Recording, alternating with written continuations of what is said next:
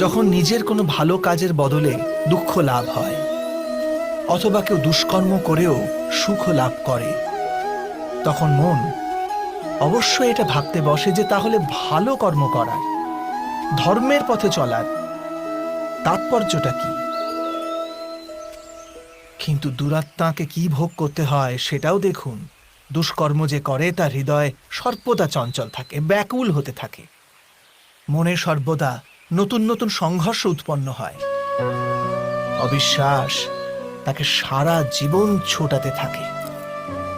একে কি সুখ বলে? যে ব্যক্তি ধর্মের পথে চলে, সর্বদা সুকর্মে রত থাকে, সৎ চরিত্র ব্যক্তির হৃদয় সর্বদা শান্ত থাকে। পরিস্থিতি তার জীবনে সুখের পথে বাধা হয়ে দাঁড়ায় না। সমাজে তার সম্মান ও মনে সন্তোষ অক্ষত থাকে সর্বদা। অর্থাৎ ভালো ব্যবহার